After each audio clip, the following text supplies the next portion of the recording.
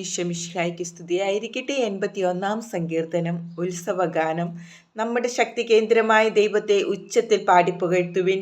യാക്കോബിൻ്റെ ദൈവത്തിന് ആനന്ദത്തോടെ ആർപ്പ് വിളിക്കുവിൻ.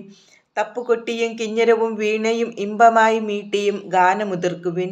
അമാവാസിയിലും നമ്മുടെ ഉത്സവദിനമായ പൗർണമിയിലും കാഹളമുതുവിൻ. എന്തെന്നാൽ അത് ഇസ്രായേലിലെ ചട്ടവും യാക്കോബിൻ്റെ ദൈവം നൽകിയ പ്രമാണവുമാണ്. ഈജിപ്തിലേക്ക് തിരിച്ചപ്പോൾ ജോസഫിനും അവിടുന്ന് ഈ നിയമം നൽകി. അപരിചിതമായ ഒരു ശബ്ദം ഞാൻ കേൾക്കുന്നു. ഞാൻ നിന്റെ തോളിൽ നിന്ന് ഭാരം ഇറക്കി വച്ചു, നിന്റെ കൈകളെ കുട്ടയിൽ നിന്ന് വിടുവിച്ചു. കഷ്ടകാലത്ത് നീ വിളിച്ചപേക്ഷിച്ചു, ഞാൻ നിന്നെ മോചിപ്പിച്ചു.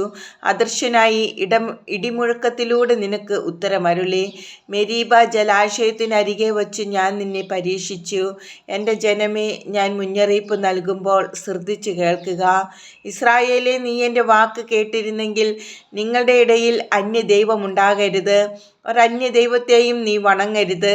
ഈജിപ്ത് ദേശത്ത് നിന്ന് നിന്നെ മോചിപ്പിച്ച ദൈവമായ കർത്താവ് ഞാനാണ്. നീ വാ തുറക്കുക, ഞാൻ നിനക്ക് ഭക്ഷിക്കാൻ നൽകാം. എന്നാൽ എൻ്റെ ജനം എൻ്റെ വാക്ക് കേട്ടില്ല, ഇസ്രായേൽ എന്നെ കൂട്ടാക്കിയില്ല. അതിനാൽ അവർ തന്നിഷ്ടപ്രകാരം നടക്കാൻ ഞാൻ അവരെ അവരുടെ ഹൃദയകാഠിന്യത്തിന് വിട്ടുകൊടുത്തു. എൻ്റെ ജനം എൻ്റെ വാക്ക് കേട്ടിരുന്നെങ്കിൽ, ഇസ്രായേൽ എൻ്റെ മാർഗത്തിൽ ചരിച്ചിരുന്നെങ്കിൽ, അതിവേഗം അവരുടെ വൈരികളെ ഞാൻ കീഴ്പ്പെടുത്തുമായിരുന്നു. അവരുടെ ശത്രുക്കൾക്കെതിരെ എൻ്റെ കരം ഉയർത്തുമായിരുന്നു. കർത്താവിനെ വെറുക്കുന്നവർ അവിടുത്തെ കാൽക്കൽ വീഴുമായിരുന്നു.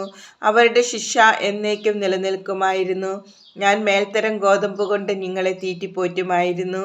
പാറയിൽ നിന്നുള്ള തേൻ കൊണ്ട് നിങ്ങളെ സംതൃപ്തരാക്കുമായിരുന്നു.